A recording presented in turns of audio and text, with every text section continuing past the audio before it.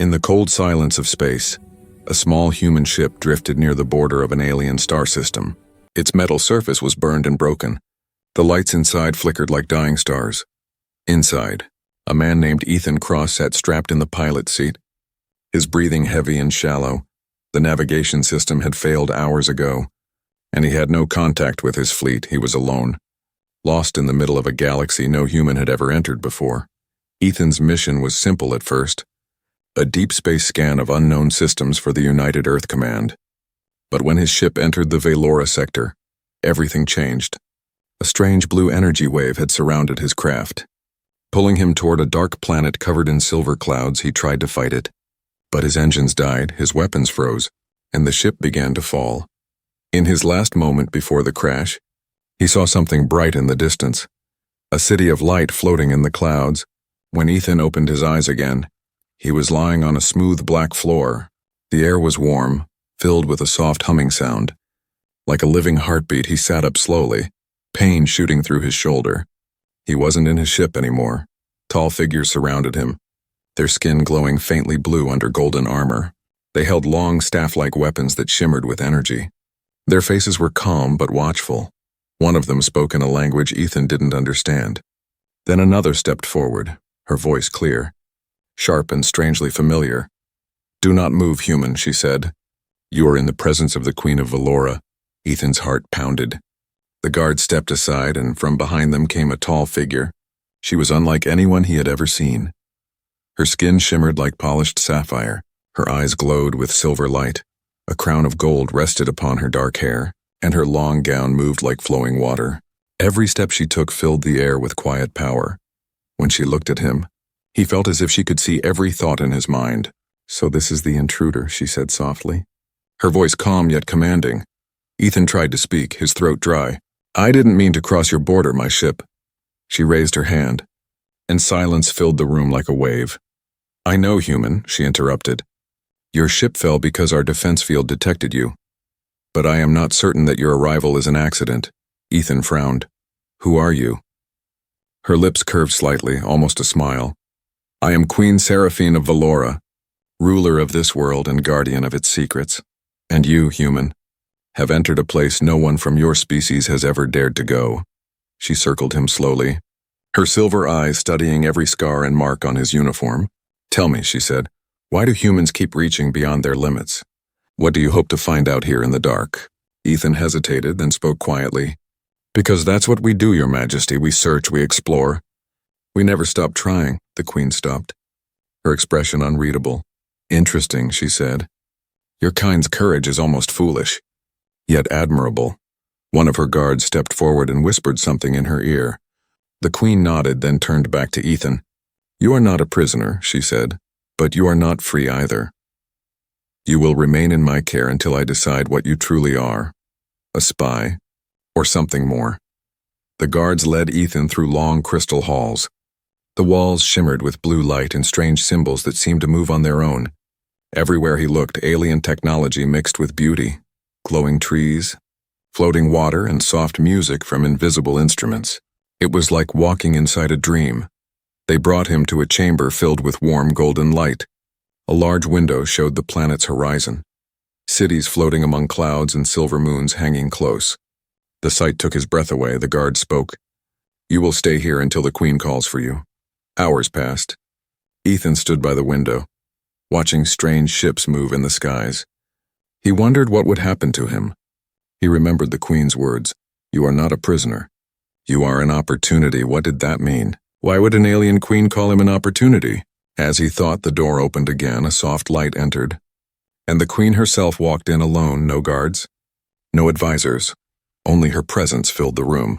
She looked at him with calm curiosity. "Tell me, Ethan Cross," she said, "if I offered you a chance to change the fate of both our worlds, would you take it?" Ethan stared at her, unsure if he was dreaming or awake. "What kind of chance?" he asked slowly. The Queen's eyes glowed brighter. Her voice lowered. "A proposal," she whispered. "One night, one choice, one destiny." Ethan's heart skipped a beat. The room felt heavier, the air filled with tension, and in that moment, he realized, and this was not the end of his mission, it was only the beginning. The golden chamber glowed softly as the night spread across the alien sky. Ethan stood near the tall crystal window, his eyes watching the floating cities drift through the clouds like shining islands. He still could not believe he was alive. Hours ago, he was crashing through the atmosphere.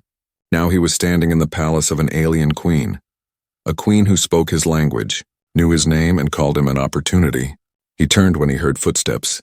The Queen of Valora entered again, her gown flowing like liquid gold, her silver eyes calm but unreadable. She dismissed her guards with a wave of her hand, and they left in silence for a moment. There was only the soft hum of the palace energy and the rhythm of her voice. "Tell me, human," she said, "do you understand where you are?" Ethan took a deep breath. "Somewhere I shouldn't be." The Queen smiled faintly. "True," she said, "but perhaps you are here for a reason." She walked closer, her presence strong but graceful. "This world," she said, "was once a place of peace and beauty, but now my empire stands on the edge of war." She paused, looking out at the glowing skyline. "My people are proud, powerful, but divided. There are those who wish to remove me from the throne, and others who would destroy everything I have built." Ethan frowned. "And what do you need from me?" She turned back to him, her eyes soft but full of hidden fire. "Courage," she said, "and choice." Ethan shook his head slightly. "I'm just a pilot, not a soldier of your world." The Queen stepped closer, the distance between them shrinking. "No," she said gently. "You are something far rarer. You are a human." Her voice grew quiet, almost thoughtful. "Your kind has a strange strength," she said. "You survive against all odds. Even when logic says you cannot, you are reckless, stubborn, and yet somehow unstoppable." Ethan smiled weakly. "That's one way to describe us." She smiled too, though her eyes carried sadness. "I have studied humans for years," she said, "but I never understood the force that drives your hearts. Tonight, I wish to understand it." Ethan stared at her, unsure of what she meant. The Queen's voice softened like a whisper of silk. "I offer you a night in my palace," she said, "not as a prisoner, but as my guest. I will show you the heart of Valora, and you will show me the truth of humanity." Ethan blinked, confused. "Why me?" "Because," she said quietly, "you came here without fear." A long silence filled the room. Through the window he could see lightning flash over the distant clouds. Something inside him told him this was no ordinary invitation. He had seen power in her, but also loneliness. Maybe she needed more than answers. Maybe she needed connection. He took a slow breath. "If I say no?" Her gaze sharpened, the softness fading for a moment. "Then you will be returned to your people," she said, "but they will never know what you have seen." Her tone carried a strange sadness. "And my empire will fall before the next moonrise." Ethan looked into her glowing eyes and felt a strange pull. It wasn't fear or attraction, it was something deeper. A sense that their destinies were tangled together. He finally nodded. "All right, Your Majesty," he said quietly. "I'll stay." The Queen tilted her head slightly, studying his face. "For one night," she said. "You will walk among my people. But understand, human," she added, her tone firm now. "Valora tests every heart that enters it. Many do not leave the same." Guards entered again, carrying long silver robes and a small glowing pendant. They bowed before her and handed them to Ethan. "This," she said, "will let you breathe our air freely and see through our light." He took the pendant, and it pulsed softly in his hand, warm and alive. He felt a strange rush through his chest, as if the world around him had become clearer, brighter, more alive. "Come," said the Queen, turning toward the large double doors. Her voice echoed through the golden halls. They walked through corridors of shining glass and floating lights. Everywhere Ethan looked, he saw beauty and wonder.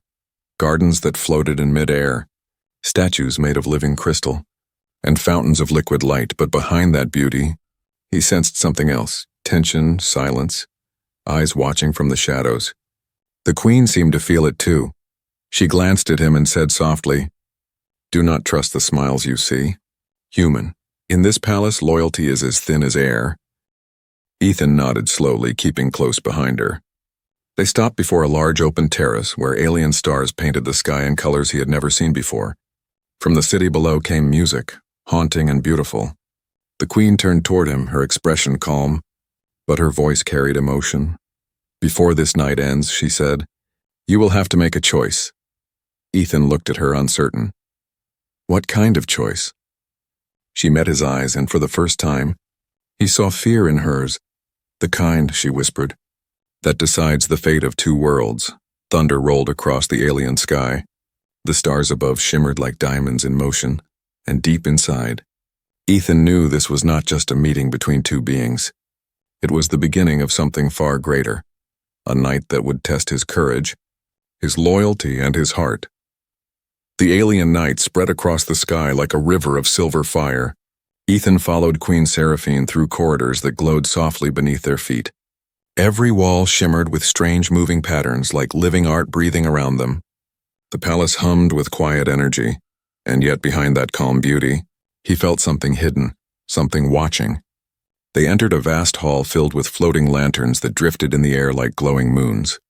At the center stood a circular table made of pure crystal, surrounded by alien symbols that pulsed with gentle light. The queen gestured for Ethan to sit beside her.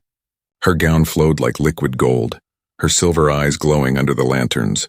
"This is the heart of my palace," she said softly. "A place few have ever seen." Ethan sat, still amazed by everything around him. "Why show me this?" he asked. "Because," she said, "tonight, you are not my prisoner or guest, you are my witness." Servants entered quietly, bringing glowing blue cups and silver plates filled with fruits that shimmered like gems. When Ethan took a bite, the taste was unlike anything he had ever known. Sweet, soft, and full of light. It felt alive on his tongue. The queen watched him with a faint smile. "Our food holds the energy of our world," she said. "It gives life, but it also remembers." "Remembers?" Ethan repeated. "Yes," she said, her eyes distant. "Every tree, every stone, every drop of water on Valora remembers its past. Perhaps that is why we struggle to change." Ethan looked at her carefully. "You speak like someone carrying a heavy past." The queen gave a small laugh, though her voice trembled slightly. "When you rule 1,000 years," she said, "you collect more ghosts than friends." For a moment, silence filled the room, broken only by the gentle hum of the palace energy. Then she looked at him again, her tone softer. "Tell me, Ethan Cross, what do humans fear most?" He thought for a while before answering. "Losing what we love," he said, "or never getting the chance to say what we feel before it's too late." The queen's expression changed. Something deep, almost painful, crossed her face. "Then we are not so different," she whispered. "Even across galaxies." She stood and motioned for him to follow. They walked out onto a long bridge of glowing glass that stretched over a sea of clouds. Below them, the world shimmered with floating cities and rivers of light. In the distance, lightning cracked across the horizon. The queen leaned against the railing, her silver eyes reflecting the storm. "My father built this empire with fire and war," she said. "But I wanted peace. My council calls it weakness," she added. "They believe only strength and fear can rule." Ethan crossed his arms. "Maybe that's why you need someone different." She looked at him, curious. "Different?" "Yes," he said. "Someone who doesn't see your throne, but your truth." The queen smiled faintly, but there was sadness behind it. "You speak boldly for a man surrounded by enemies," she said. "I've been surrounded by worse," Ethan replied with a small grin. That made her laugh quietly, a sound that felt warm in the cold alien night. But as they walked farther across the bridge, the lights around them flickered. The hum of the palace shifted.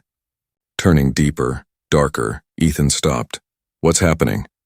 The queen's eyes narrowed. "Someone is watching us," she whispered. She raised her hand and a golden orb appeared in her palm, sending out a wave of energy that pushed through the darkness. For a moment, a shadow moved across the far side of the bridge, tall, silent, and gone before Ethan could react. "Who was that?" he asked quickly. "An old ghost," she said, her tone colder now. "One that wears many faces." They hurried back through the glowing corridor, her gown sweeping like fire behind her. Inside the hall, guards rushed in, kneeling before her. "Your Majesty," one said breathlessly. There was movement near the high spire. The queen's voice hardened. "Double the watch," she ordered. "And seal the western gates." Then she turned to Ethan, her expression unreadable. "You see now why I brought you here," she said quietly. "You think you came by accident, but destiny rarely makes mistakes." Ethan frowned. "You think destiny brought me here?" She stepped closer, her eyes locked on his. I think something greater than both of us did, she whispered. And tonight it begins to reveal itself. The lights dimmed around them, the palace humming again like a living heart. She looked at him one last time before walking toward the great doors. Rest, Ethan Cross, she said softly. Tomorrow, you will see my world as no human ever has. But remember one thing, she added, turning her head slightly, her silver eyes glowing in the dark. In Valora, every truth has a shadow. The doors closed behind her with a quiet echo. Ethan stood alone in the golden hall, his reflection shining faintly in the crystal floor. He could still feel her presence, powerful, mysterious, and lonely. Outside, thunder rolled across the alien sky once more, and deep inside, he felt it. The sense that tonight's secrets were only the beginning. The next morning began with silence. The alien sun rose behind a wall of silver clouds, painting the city below in shades of gold and violet. Ethan stood by the window of his chamber, looking out at the floating cities and glowing rivers that stretched to the horizon. For a moment, everything seemed peaceful, almost too peaceful. A soft chime echoed through the room, and the doors opened. A young alien attendant entered, bowing politely. The Queen requests your presence in the Grand Hall, she said. Her voice calm but her eyes tense. Ethan nodded and followed her through the shining corridors. Something about the palace felt different today. The air was heavier, the guards more alert, and the usual soft hum of energy now carried a sharp, nervous edge. When they reached the Grand Hall, hundreds of alien nobles stood in silence. Their eyes followed Ethan as he entered beside Queen Seraphine. The Queen sat upon her golden throne, radiant and calm, but her expression held a quiet storm beneath the surface. Around her stood armored guards, and beside them a tall figure in black armor. His skin shimmered like steel, his eyes cold and piercing. Ethan recognized him from the night before, the shadow on the bridge. General Kaelor, the Queen said, her tone regal but distant. You have something to report. The general bowed slightly, though his gaze never left Ethan. Yes, my Queen, he said, his voice deep and cold. Our outer sentinels found signs of disturbance near the northern towers. He paused. We also found traces of human technology, the crowd murmured softly, a wave of whispers spreading like smoke. The Queen's eyes narrowed. Explain, she said. Kaelor stepped forward, his armor glowing faintly. With respect, my Queen, he said, I believe the human is not here by chance. I believe he is a spy sent to weaken you before the coming rebellion. Ethan's chest tightened. That's not true, he said quickly. I don't even know your people. But the general's cold smile deepened. Then why, he said, does your ship contain encrypted data about our defense systems? Ethan blinked in shock. What? My ship was destroyed. Kaelor raised a glowing device, projecting a holographic image of Ethan's broken vessel. Strange alien symbols flickered across the air. Recovered last night, the general said smoothly. The nobles gasped, the air thick with tension. The Queen stood slowly, her golden gown catching the light. Enough, she said firmly. General, you forget yourself. Her voice carried power, calm but deadly. The human came here under my protection, she continued, and until I see proof, no harm will come to him. Kaelor bowed his head slightly, though his eyes still burned with defiance. As you command, my Queen, he said, but I will continue my investigation. After the hall emptied, Ethan approached the Queen, his voice low. I swear I didn't send anything. I don't even know how they got that. The Queen studied him silently for a moment, her silver eyes searching his face. I believe you, she said at last, but Kaelor does not act without reason. She turned toward the tall crystal window, watching the storm gather in the distance. Someone inside the palace is feeding him false information, she said quietly. Someone close. Before Ethan could reply, a loud explosion shook the hall. The floor trembled, lights flickered, and alarms blared through the palace. Guards rushed in shouting in their alien tongue, weapons drawn. Smoke filled the corridor as the Queen turned sharply to Ethan. Stay behind me, she commanded, her voice filled with authority. They ran through the golden corridors as energy bolts streaked through the air. Ethan ducked behind a column, the heat of a blast searing past his shoulder. He looked up to see alien soldiers fighting each other, some loyal to the Queen, others following the general. The palace that once sang with light was now filled with fire and chaos. Ethan grabbed a fallen guard's weapon, a silver staff glowing with blue light. and followed the queen as she moved with impossible grace through the smoke. She deflected blasts with her bare hand, energy bending around her like a shield. For a moment, Ethan saw her true power, and not just a ruler, but a warrior forged by centuries of battle. They reached the inner sanctum, a circular room lined with glowing runes. The queen pressed her palm against the wall, revealing a hidden passage.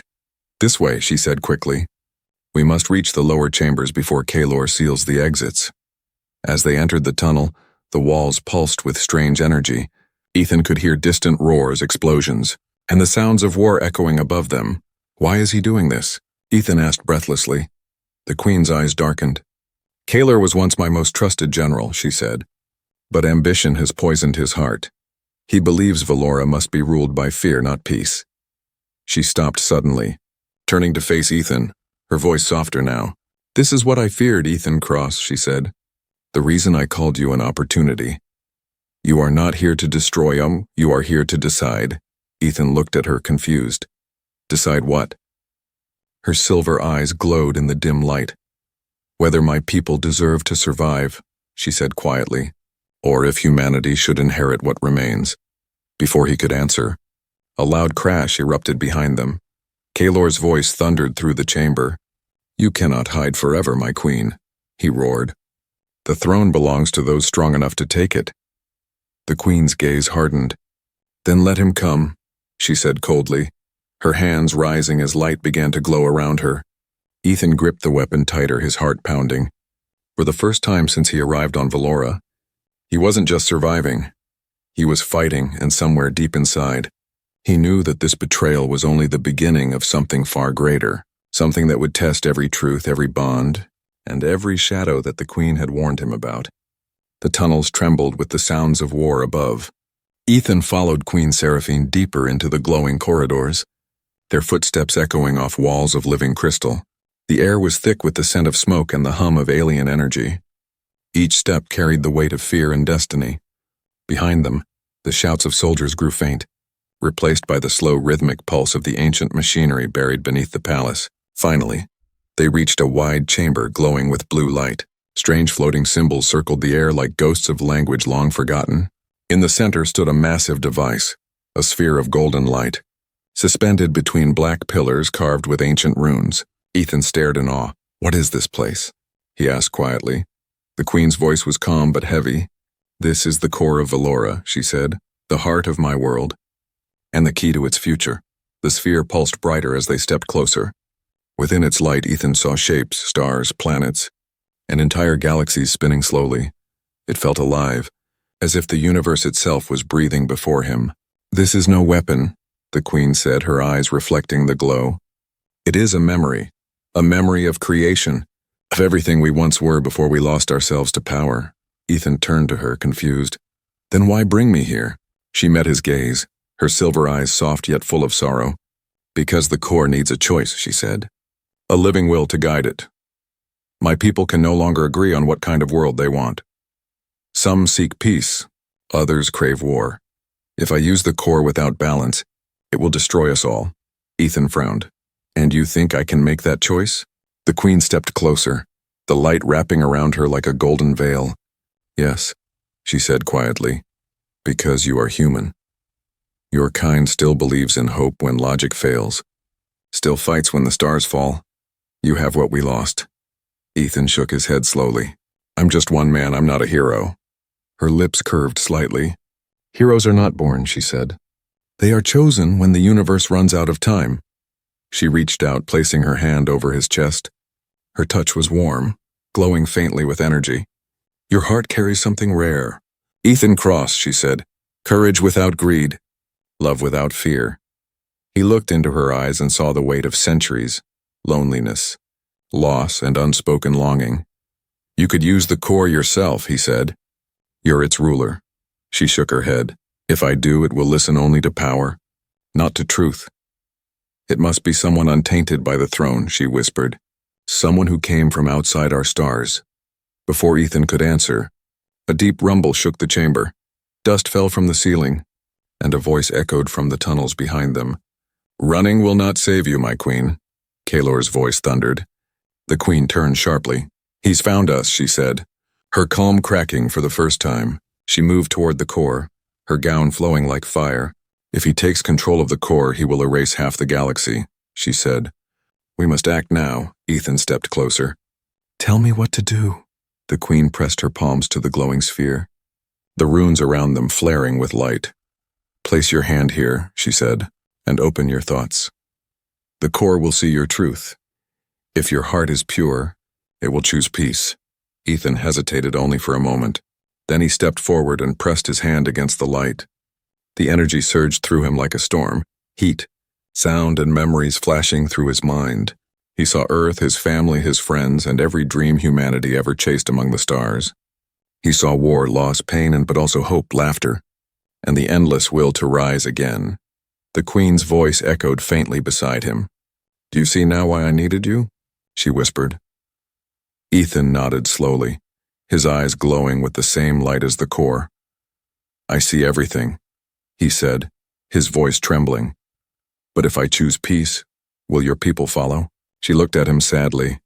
If they do not, then peace will die with us tonight. The ground shook again as Kaelor's soldiers stormed into the chamber, weapons blazing. The queen turned, her eyes burning bright with fury. Protect the core, she shouted, her voice like thunder. Ethan stepped in front of her, raising the glowing staff he had taken earlier. Energy bolts struck around them, but the core's light began to spread outward. Forming a barrier, Kaelor stepped forward through the smoke, his armor cracked but his expression cold. You would give our fate to a human? He roared. The queen faced him, her tone fierce. I would give it to someone who still remembers what it means to care. The core pulsed again, its light wrapping around Ethan and the queen. Kaelor lunged forward with his blade, but the energy threw him back. Ethan felt the core pulling at his heart.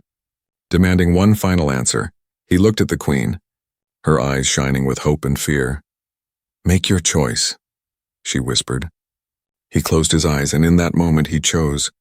The core erupted in a brilliant wave of golden light. The entire palace trembled, the city outside flashing like a sunrise born from the stars. The sound of war faded into silence, replaced by the slow, steady heartbeat of a new dawn. Ethan fell to his knees, exhausted but calm. The queen caught him in her arms, her voice soft and full of awe. You did it, she whispered. You chose peace. Outside, the alien world glowed brighter than ever before. And high above, in the vast, endless sky, the stars shifted, as if the galaxy itself had taken a breath of relief. The core's light faded slowly, leaving behind a golden glow that shimmered like dawn after a long night. Ethan opened his eyes to the sound of silence. The smoke cleared around him, revealing the fallen soldiers, the cracked walls, and the shattered pillars of the once grand chamber. Queen Seraphine knelt beside him, her gown torn and her crown dimmed, but her eyes still shone with power. You did it, she whispered, her voice trembling with emotion. But before Ethan could reply, a loud metallic echo filled the air. From the shadows, General Kaelor rose again, his armor glowing red with fury. The blast from the core had not killed him. It had only made him stronger.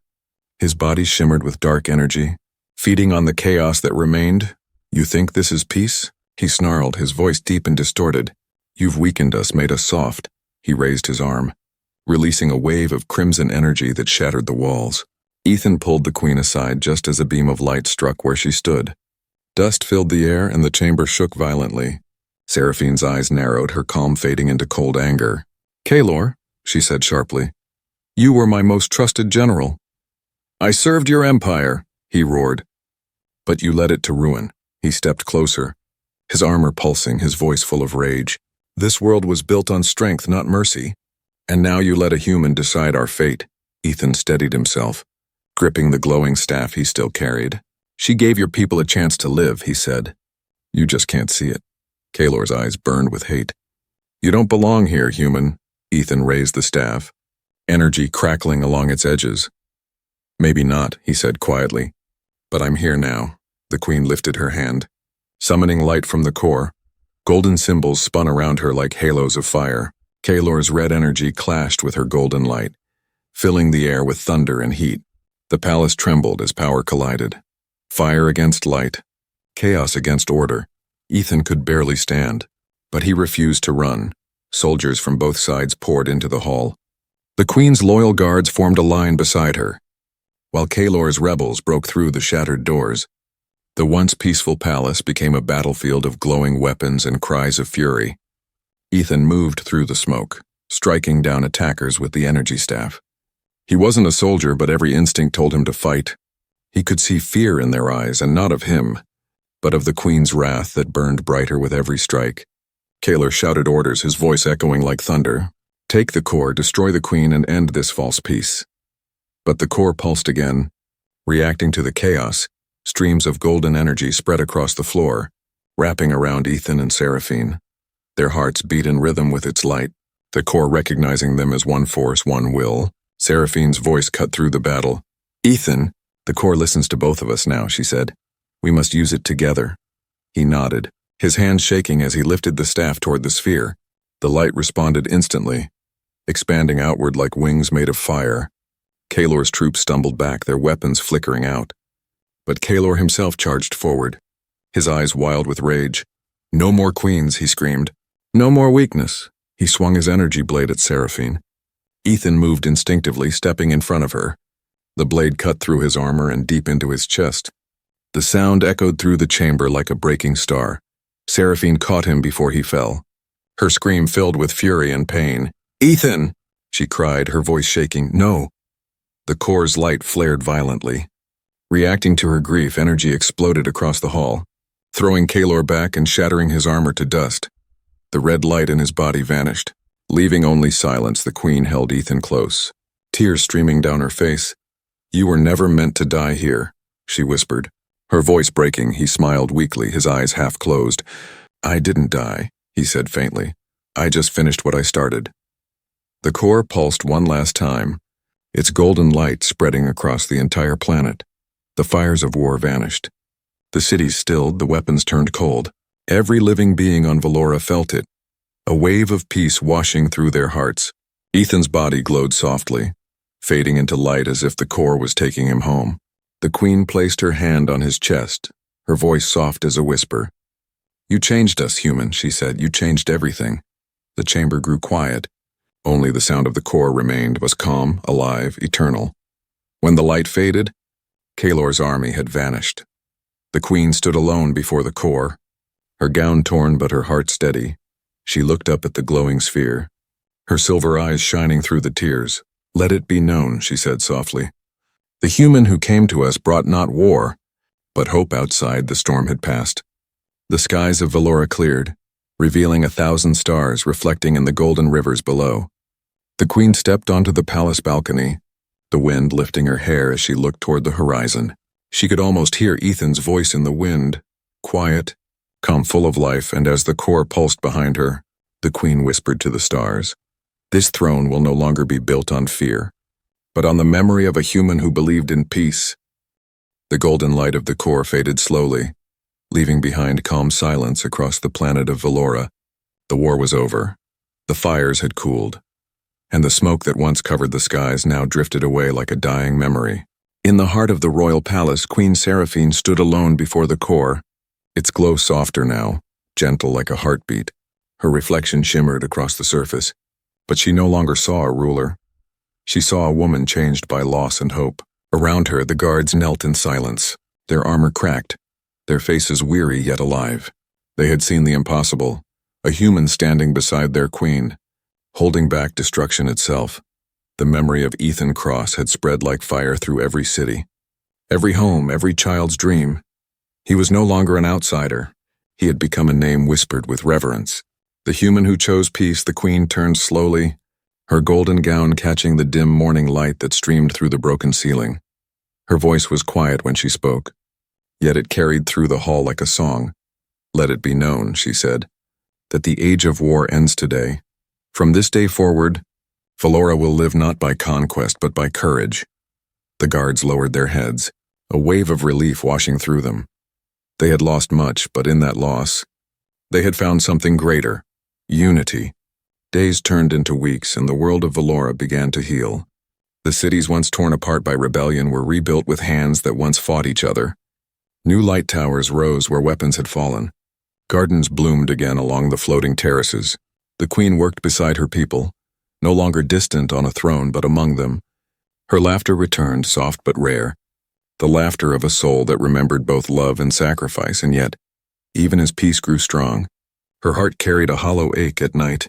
When the palace was quiet and the stars glowed silver above, she would walk to the balcony and gaze into the endless sky. She often spoke softly into the wind, as if it could carry her words to the farthest star. "Ethan," she whispered, "wherever you are, know that you are remembered." One evening, months after the war, the council of elders gathered in the palace. They bowed before her and presented a small object, a crystal orb glowing with soft blue light. Inside the orb shimmered an image, a statue of pure light standing in the city's center. It was Ethan, his likeness carved in crystal, his eyes gazing upward toward the stars. The plaque beneath read, "Ethan Cross, the human who changed the galaxy." The queen's eyes filled with tears, not of sorrow but of pride. She touched the orb gently, and a faint echo of his voice whispered through the air. "I told you, Your Majesty," the echo said softly. Peace was worth the fight. The room fell silent as the queen smiled through her tears. "Yes," she whispered back, "and you were right." From that day, the Festival of the Dawn was born every year. When the twin moons of Valora aligned, the people would gather to honor the night when peace was chosen. Children released lanterns into the sky, their lights rising like tiny stars. The queen always lit the first one herself, her voice carrying through the crowd. "This is for the human who saw light where we saw darkness," she said each year, "and who taught us that even one heart can change the stars." Beyond Valora, the story spread across galaxies.